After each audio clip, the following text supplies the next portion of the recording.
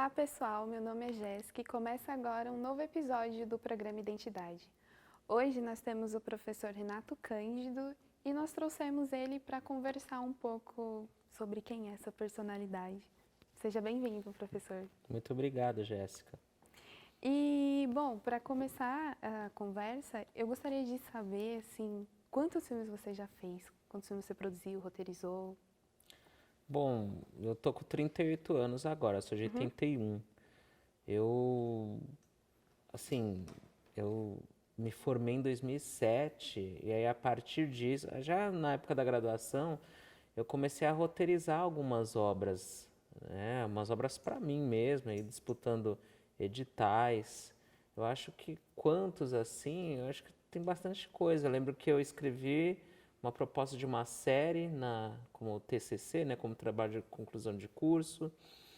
Aí eu escrevi as histórias que compõem o que hoje eu estou tentando fazer como longa-metragem, né? Que é o Menina Mulher da Pele Preta. Eu comecei com a quarta história, era a primeira, né? Mas aí, conforme eu fui escrevendo as outras histórias, ela se tornou a quarta história dentro de uma cadência de 5. Eu escrevi Pedro e Bianca, escrevi um projeto que até hoje também estou tentando viabilizar, mas é muito caro, que é o Cartas Expedicionárias, que trata de Segunda Guerra Mundial. Rua 9, que eu também ganhei edital da Secretaria de Cultura. Então, já nem estou contando aqui, né? Mas acho que aí tem o Samba do Cururuquara também, que eu Uhum. fiz, o documentário Afeto também. Então, acho que tem 7 ou 8, enfim, obras aí, né? Tentando ser realizadas e algumas que eu participei também, como a série da TV Cultura Pedro e Bianca, né? E você sempre teve vontade, você falou que nasceu em 84, certo? Eu nasci em 81. Isso, desculpa, 81. E sempre foi seu sonho fazer, ser cineasta, fazer filme ou escrever? Não, eu lembro que quando eu era criança Uhum, eu gostava muito de criar histórias. uhum. Eu queria ser mecânico de carro, né? E eu, quando era criança, estudei bastante para ser mecânico. Acho que eu me via arrumando carro. Até hoje eu sei como funcionam as coisas, né, de carro. Uhum. É, enfim, é curioso, mas eu queria É. ser mecânico. Eu jurava que ia ser isso quando eu ia mexer em carro. Ainda bem que não, né? Porque faz mal para a saúde ser mecânico, né? Mexer com gasolina, essas coisas Uhum, assim. E aí na adolescência, eu queria trabalhar com mecânica, mas aí seria uma mecânica mais assim de máquinas e tudo mais. Aí eu fui para algo que eu achei interessante naquela época, nos anos 90, 95, 96, que é estudar telecomunicações, com ênfase em eletrônica, né? Então eu acabei fazendo o curso técnico e eu sou um técnico em telecomunicações. Trabalhei na uhum, área bastante, trabalhei meu primeiro emprego foi na Embratel, que hoje é claro, né? uhum, Agora o cinema é curioso, porque eu assim, minha família é pobre, né? Meu pai era metalúrgico e tal, o dinheiro que tinha em casa era para fazer compra. Essa ideia de se divertir no cinema, o ingresso sempre foi muito caro, né? Acho que proporcionalmente, na época que era cruzeiro, era muito caro, cruzado. Era a época do Sarney, era cruzado. uhum, É muito caro. Então, quando minha mãe conseguiu juntar um dinheirinho lá com meu pai, a gente foi ver De Volta para o Futuro, uhum. O primeiro? o segundo, que é Uhum, bom. uhum, Acho que é melhor que o primeiro, inclusive. Mas era muito caro. E é interessante que esses filmes, tá, eu fui assistir, mas eles não me cativavam assim, né? Era legal, beleza. Assim como o ver Jack Chan na TV, por exemplo, é legal. uhum, Mas não é algo que, eu quero fazer isso, quero dar porrada nas pessoas, eu quero pegar uma máquina e sair voltando pro passado. Não. Eu, quando estava na adolescência, eu sempre assisti muito TV Cultura. E aí eu lembro de um programa chamado Mostra Internacional de Cinema na Cultura, na TV Cultura. Aí que eu tive contato com outros cineastas, outras cineastas.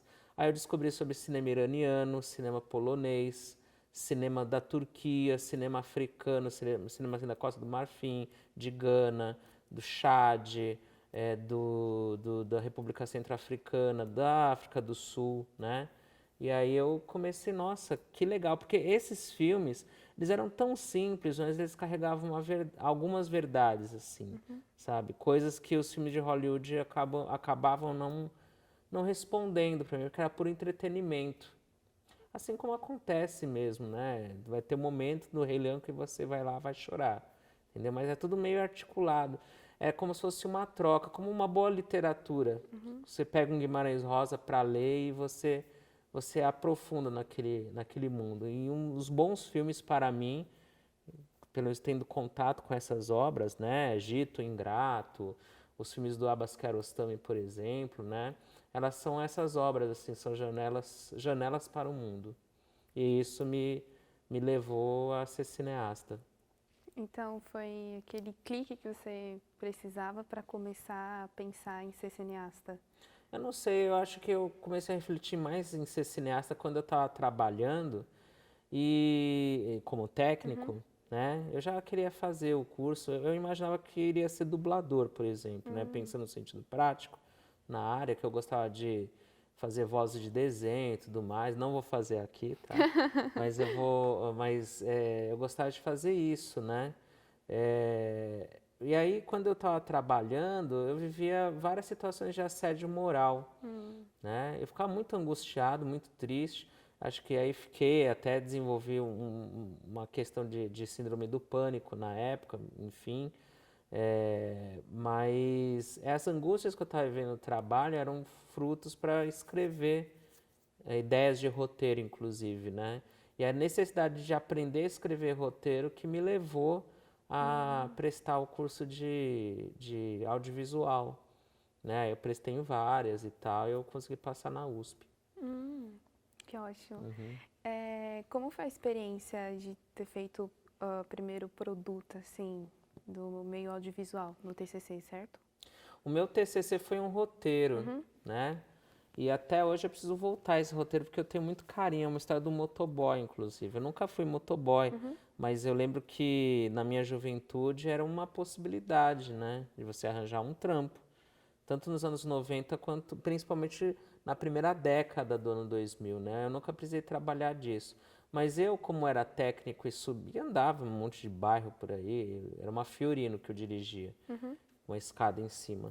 Mas eu rodava as histórias de rua e tudo mais, né? Aí eu trouxe isso e eu criei essa história que se passava numa empresa de motoboys. Aí esse rapaz, ele estava cursando, no primeiro episódio ele estava tentando entrar na faculdade de arquitetura, né? E tá escrita, né? Tá escrito, o papel aceita tudo, mas o duro é você viabilizar.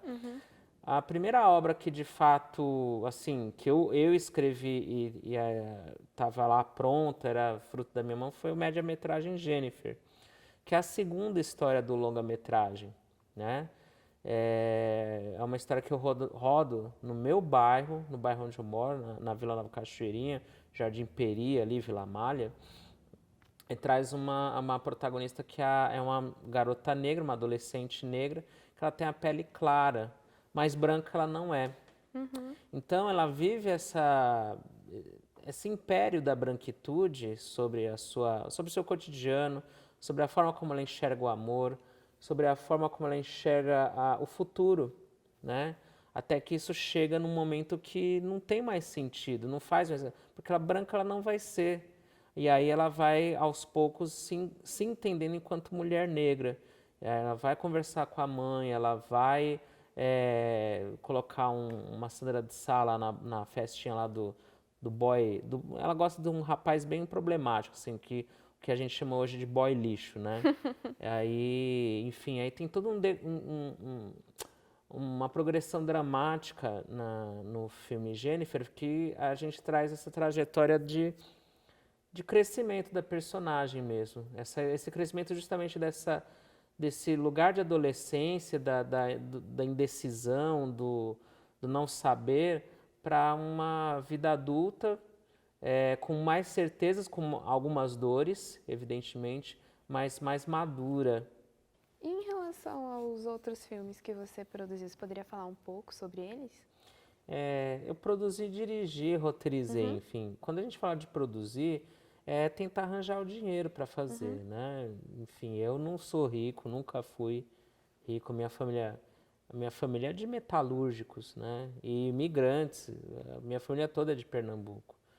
Então, a maneira como eu tento é pleitear edital governamental, é acessar essas políticas públicas para tentar viabilizar essas histórias.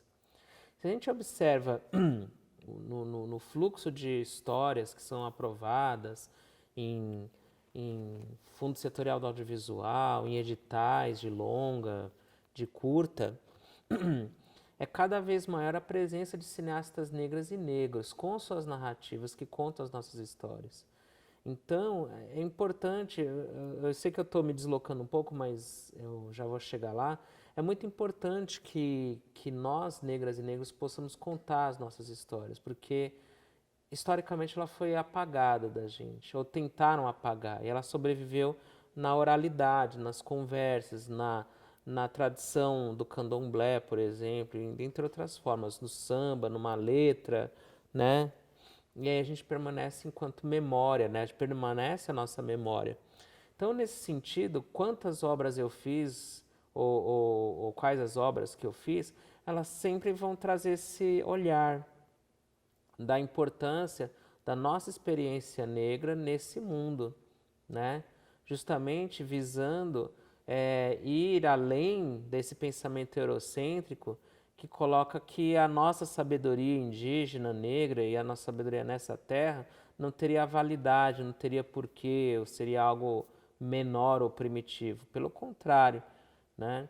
Então, eu hoje em dia, observando tudo que eu já escrevi, tudo que os documentários que eu já realizei, eles vão nesse caminho, eles vão nesse viés, né? Então, os documentários, por exemplo, Samba do Cururuquara, o Afeto, que eu fiz completamente fazendo, né? Assim, fazendo o que eu digo é na raça mesmo. Bora fazer, bora fazer. Um amigo meu ia fazer um mural, ele é artista plástico, negro também, lá da minha quebrada. E aí falei, Jadera, vamos registrar isso, né? E aí eu registrei como cinema direto, acompanhando o dia a dia de preencher esse mural, né? E aí o Samba do Cururuquara eu fui bem curioso, eu recebi um convite da Secretaria de Cultura, de umas pessoas, inclusive da mãe da moça que fez a Jennifer, né? Que ela gostou do filme e tudo mais. Aí ela falou, olha, tem um grupo de samba, de bumba aqui em Santana de Parnaíba que a gente precisa gravar as pessoas, que já estão muito velhas, assim, já estão muito idosas, e essa tradição pode se perder. Então eu fui lá e a gente gravou junto com o João Mário Machado, né? Formulando as entrevistas, formulando o pensamento da história e tudo mais. Aí eu digo que eu gravei porque eu botei a câmera e fui gravar mesmo, né? E pensar a narrativa e tudo mais. Além desses documentários, tem projetos de documentário. Antes dessa entrevista, eu estava redigindo um projeto de documentário, né? Projeto de longa, né? Que eu estou tentando fazer as histórias do Menina Mulher da Pele Preta, que é fruto do meu mestrado, né? Que são as 5 histórias: Dara, Jennifer, Simone, Larissa e Deolinda. Então, são essas histórias assim que eu tenho. Cidade Anônima, lá da época da graduação, do motoboy. O Cartas Expedicionárias, é um projeto super caro, mas super necessário para ser contado. A outra história do Cartas, que é a história do filho, né, do protagonista, que se passa no Brasil do golpe militar, né? Então, são essas histórias. Esse ponto de vista negro, tão necessário para a gente poder partilhar. E as suas histórias têm personagens femininas muito fortes. Você sente alguma dificuldade de escrever uma personagem feminina? Pensar numa personagem feminina? É uma pergunta recorrente, mas o essencial, assim, recorrente em festivais. Eu pude circular fora do país com a primeira e a terceira história do Menina Mulher, né? Porque uma das formas para viabilizar foi colocando edital de curta, edital de longa, começa a ter vários empecilhos, enfim. Aí a gente percebe o racismo estrutural mesmo das coisas, né? E aí, essa pergunta ela aconteceu tanto em Nova York, quanto em Londres, quanto em São Francisco, acerca dos filmes. Porque, como é, né, trazer, ser um homem e trazer essas personagens femininas, né? Para mim ainda é uma questão, ainda não formulei uma resposta, mas de forma nenhuma trazer essas histórias é querer me colocar como um único sujeito ou um sujeito que está se apropriando de histórias de mulheres negras, né? Querendo invalidar, ou enfim, numa hipótese de querer invalidar a presença da mulher negra enquanto cineasta.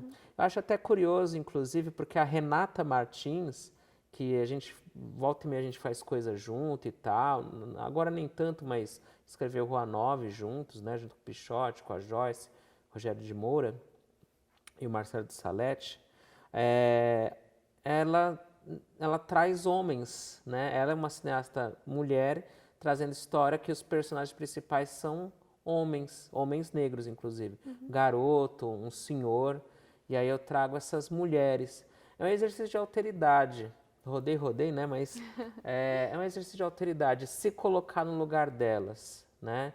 E aí o exercício de observação mesmo, né? Como que seria eu com esse ponto de vista, né? E aí uma coisa bem cotidiana, que tanto dos amores e das dores também. As decepções amorosas em Jennifer, por exemplo, né? A ideia de você ter que partir da sua terra, como acontece em Dara, para um lugar estranho, né? Como é São Paulo, né? Questões bem cotidianas, assim, em relação do tipo, vou trabalhar sentindo cólica, por exemplo, né? Então, é se colocar no lugar dessas personagens negras, dessas mulheres negras, e assim, observar na sociedade, observar no cotidiano como que se dá a relação de afetos, né? Se colocar também. Então, acho que acho que foram atos de amor, assim, fazer as histórias dessas protagonistas, dessas mulheres, né? Você fala em se colocar em relação a personagem. Os seus filmes têm um pouco sobre você? Ou você prefere Sim, manter distância? sim, não, tem. A relação que eu tenho com os filmes, com as obras que eu crio, é evidente que ali tem coisas de mim, né? Maneiras de se colocar no mundo, maneiras de sentir a tristeza, a alegria, né? Eu me vejo muito em Jennifer, por exemplo, né? Claro que aquela personagem ela é mais retraída e tal, né? Mas eu me vejo sim, ali tem a Simone, por exemplo, eu me vejo em Simone ali em vários momentos, né? O Simone a gente fica oscilando entre a fantasia, né, a imaginação dela e a realidade da espera, né? E aí eu já fiquei esperando a crush na catraca do metrô lá e não veio, nunca veio, inclusive, né? E aí isso acontece, né, em Simone, por exemplo. Então eu me coloco no lugar dessas personagens, né? E se fosse eu uma juíza negra que vai julgar uma ré negra, por exemplo, como acontece na quinta história desse longa, né? Então existe essa alteridade. Em relação à Rua 9, sobre sua infância, pode Rua falar um pouco mais? 9 não seria sobre a minha infância, mas eu que cresci na Vila Malha Jardim Peri, os anos 90 eles foram bem difíceis, né? A gente começa com o Collor, e ir para o cinema é bem complicado porque ele acaba extinguindo a Embrafilme, porque a Embrafilme não tinha um arcabouço de legislação que a Ancine tem, então é mais difícil você acabar com a Ancine. É possível desmontar a Ancine a princípio, né? Mas não, assim como a Embrafilme aconteceu, de acabar a Embrafilme, ainda é difícil a gente respeitar as leis. Só se a gente parar de respeitar completamente as leis e virar ditadura total, né? Aí acaba a Ancine. Aí, Rua 9 tem várias memórias dos anos 90. Uma delas é o Raio X Brasil, dos Racionais MCs em 94. O Rua 9, vários adolescentes da época, dos anos 90, viram o rap como uma forma de construir o seu pensamento e sua voz. E isso na quebrada. E é muito louco que muitos desses jovens começaram a perceber o racismo de tudo, né? Daquela sensação de o seu corpo não é bem-vindo nesse local, ou o seu corpo é bem-vindo nesse local na medida que você presta um serviço para mim. Então, existe essa desumanização.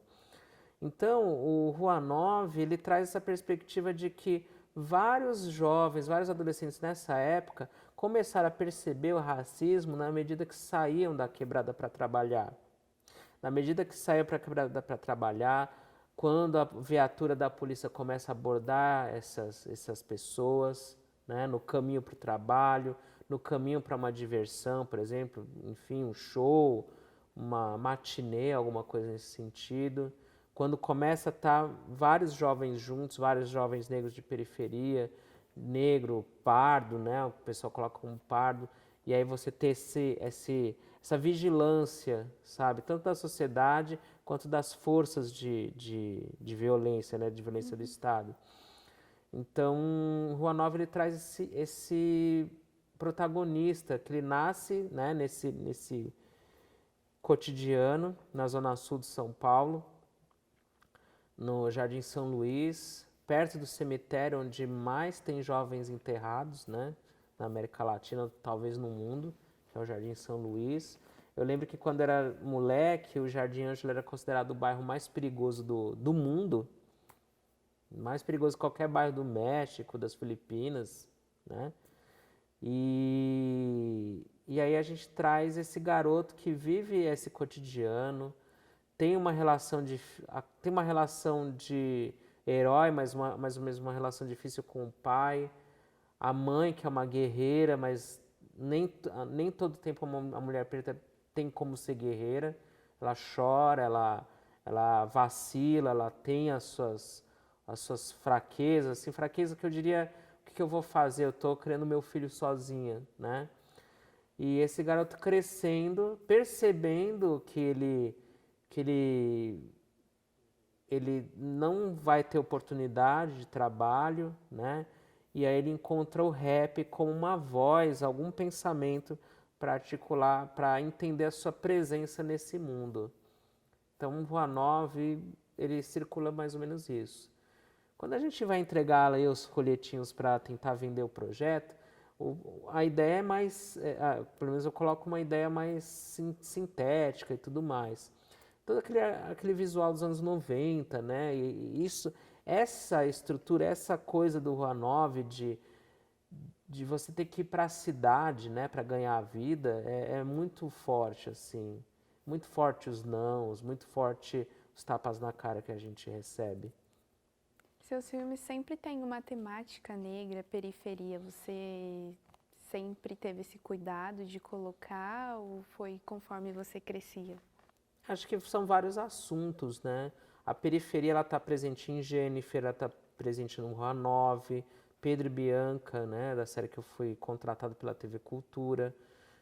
Vai estar presente na segunda história, enfim, é um épico, né? Uma trilogia assim que eu estou escrevendo, né? Está presente na segunda história da trilogia mineira. Eu não sou mineiro, mas eu estou escrevendo a trilogia mineira, que começa com a saga do Antônio, que ele vai lutar na Segunda Guerra Mundial, na FEB. E aí tem a história do filho do Antônio, que eu estou escrevendo, e a história da neta do Antônio também, né? Então, é quase que o Negras Raízes, assim. Então, a periferia é uma das histórias negras, né? Se for ver Dara não tem o contexto da periferia, mas está no contexto de alguém que migra para algum lugar. Jennifer, a gente tem a periferia. Simone, a gente tem uma periferia, mas ela não está tão presente porque é a jornada dela, sair de Carapicuíba para a estação, né? Deolinda tem uma periferia, mas a gente não trata o tema da periferia assim a fundo, como acontece em Jennifer, por exemplo, né? Então, a temática da negritude vai estar presente, seja de maneira mais explícita, ou então articulada como drama dentro dessa nossa sociedade. Então, entendendo que essa sociedade é racista, né? E aí é importante a gente distinguir que é diferente o ato preconceituoso do racismo. Você pode estar sendo racista sem perceber que está sendo racista, por exemplo.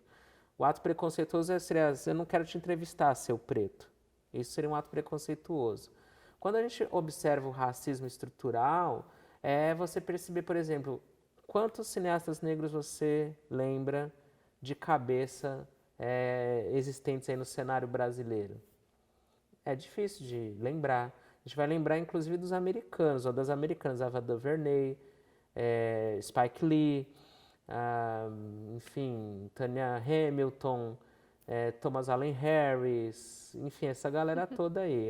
Quem for mais estudioso do assunto vai lembrar. O que fez Moonlight, que eu esqueci o nome, né? O que fez 12 anos de escravidão, que é o Steve McQueen, que é britânico. Enfim, mas brasileiro é difícil da gente lembrar do Jefferson, do Joelzito, do Zósimo, né? Da Adélia Sampaio, enfim.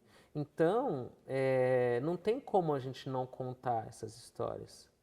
Não tem como, dentro de um contexto que esse eurocêntrico acaba dizimando tentando dizimar as nossas histórias, a gente tem que contar essas histórias. E você falou sobre levar seus filmes para fora. Como foi esse processo? Eu enviei os filmes para os festivais lá fora. Alguns festivais precisam pagar, né, inscrição, alguns não.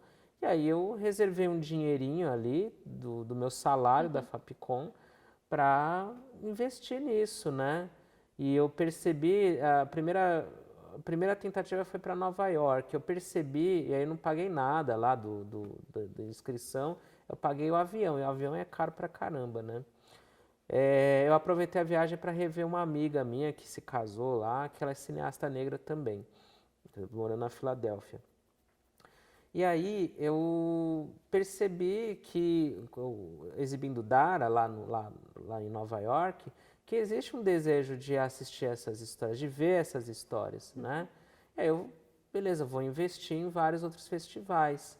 Assim foi, eu mandei para Rhode Island Black Film Festival, rodou lá, eu não tive como ir, porque não tem grana para estar indo toda hora saindo do Brasil, né?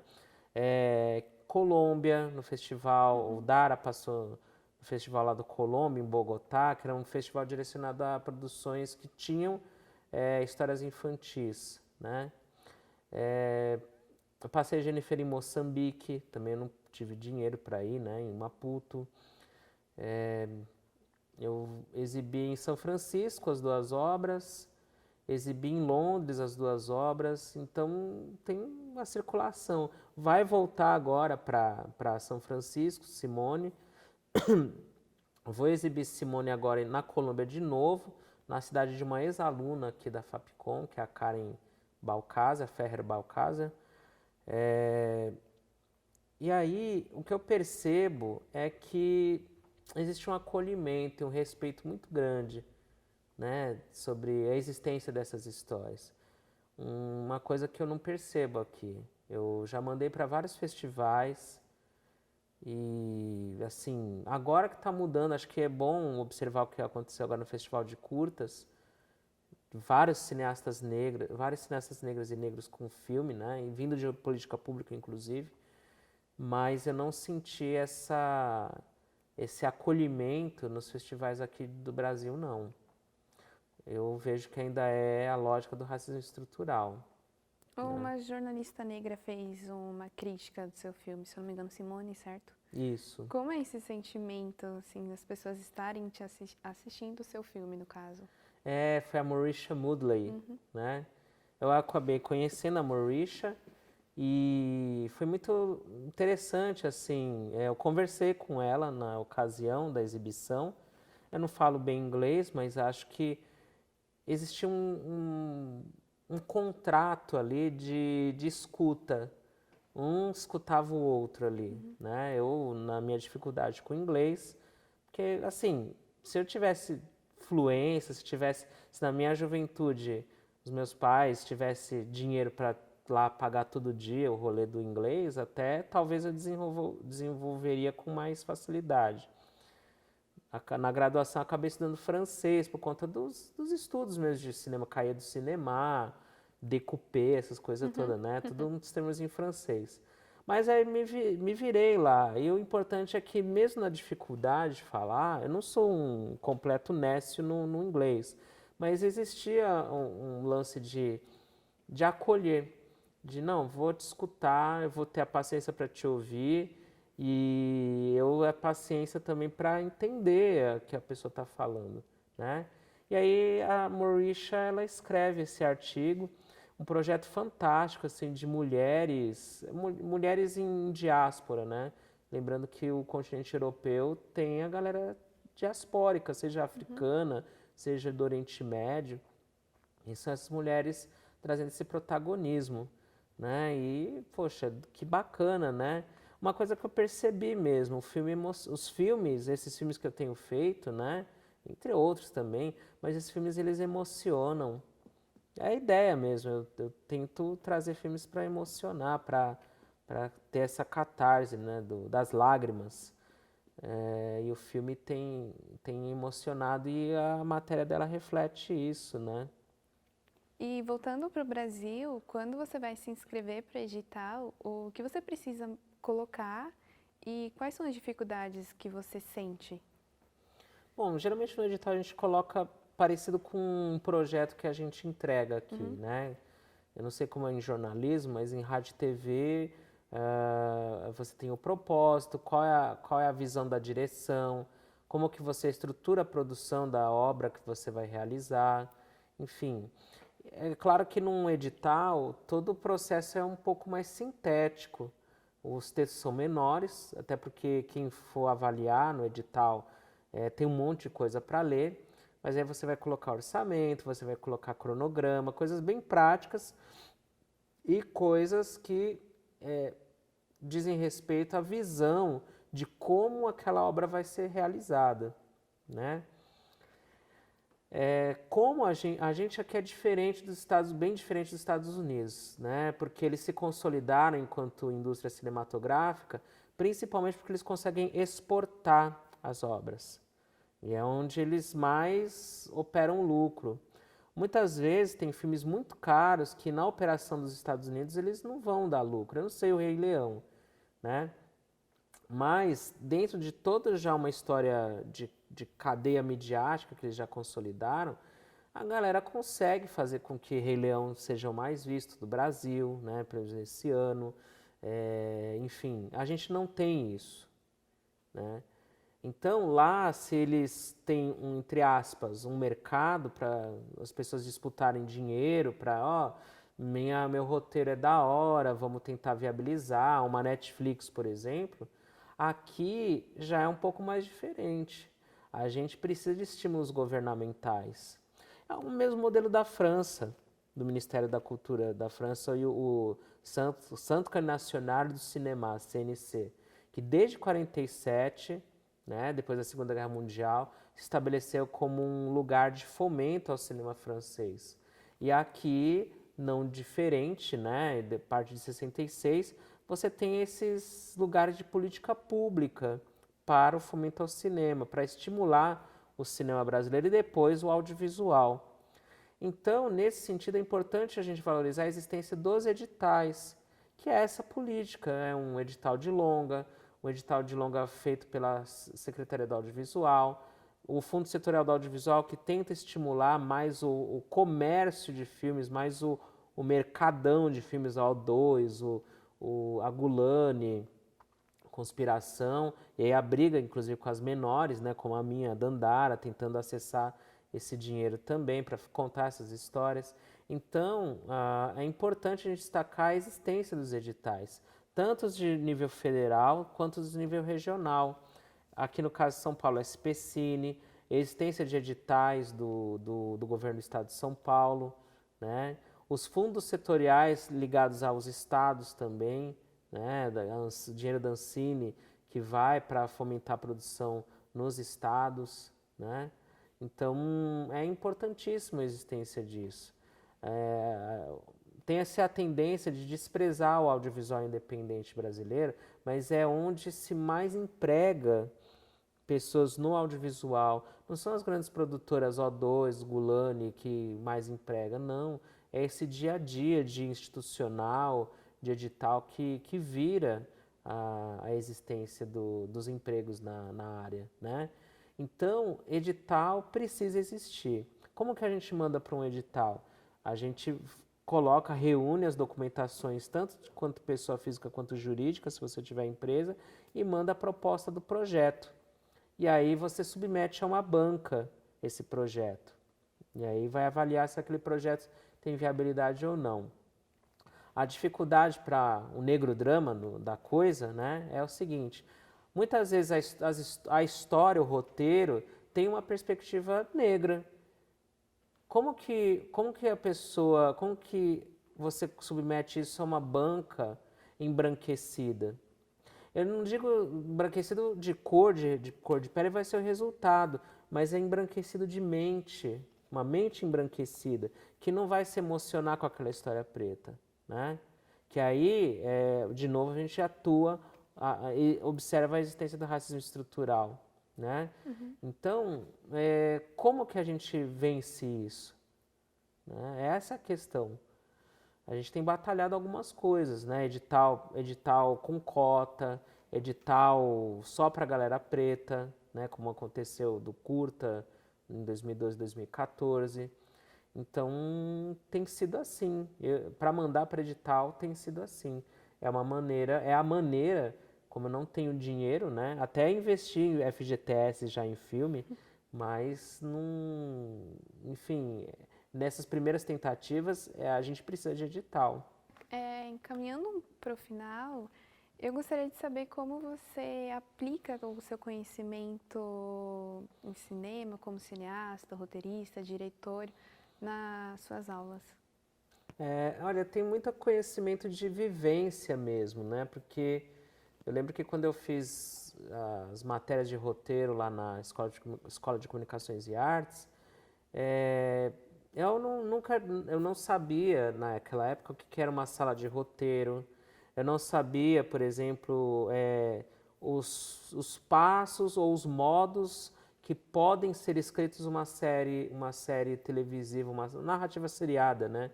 Porque hoje em dia você pode ver série no Netflix, por exemplo. Então tem modos diferentes de se contar histórias que nas aulas de roteiro que eu vivi lá na ECA eu não tive acesso. Eu não sei se os professores seguraram informação, enfim, eu estava dedicado a outra coisa, né? Mas isso eu acabei não vivendo, ou talvez não tinha conhecimento mesmo, né? Isso eu acabei não vivendo. Então, o conhecimento de sala de roteiro que eu pude vivenciar tanto sendo um roteirista quanto chefiando uma sala, eu acabo trazendo para as aulas de roteiro, né? E coisas assim, por exemplo, esses dias atrás eu fiz um curso de roteiro pela associação que eu faço parte, né, a APAN, Associação de Profissionais do Audiovisual Negro. A gente conseguiu uma parceria com a Netflix, por exemplo, fazer um curso de roteiro num lugar chamado Roteiraria, né, um lugar dedicado ao ensino de roteiro.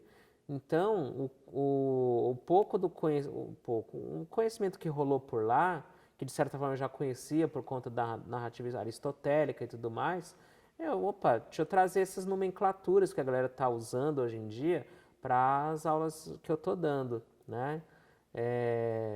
A questão da direção, por exemplo, a questão de organizar a produção, eu uso muito os documentos de ordem do dia, plano de filmagem, projeto de arte dos filmes que eu fiz, né?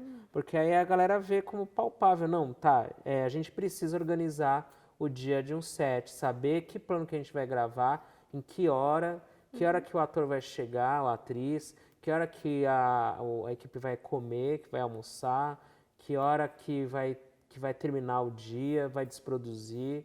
Então eu acabo trazendo esses documentos que eu vivi no set de filmagem que eu participei para falar para a galera, olha, a gente precisa organizar, a galera pode encontrar maneira diferente de organizar a ordem do dia, mas essa ordem precisa ser realizada, né, para você ter tranquilidade na gravação.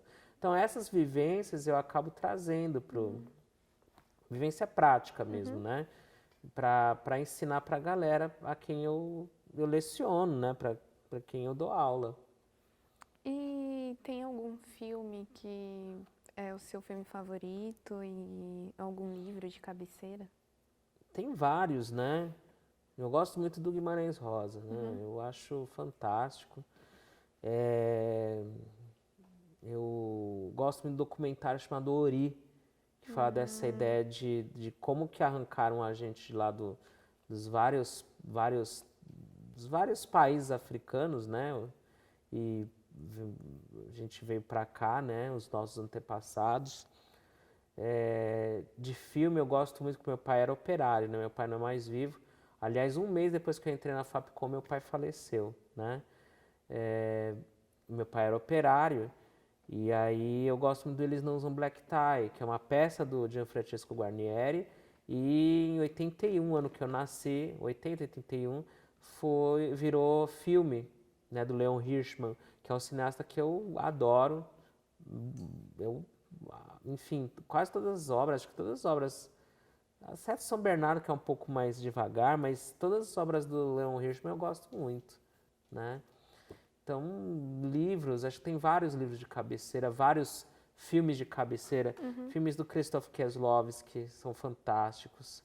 O iraniano, o Kiarostami, com Close-Up, com O Gosto de Cereja, é muito lindo. O Vento Nos Levará, o 10, que foi feito com câmera de mini DV, né? O pessoal iraniano também, a família Makhmalbaf, por exemplo, o Mohsen Makhmalbaf, a Samira, o Jafar Panahi, por exemplo, que filmes infantis com balão branco, lindíssimo.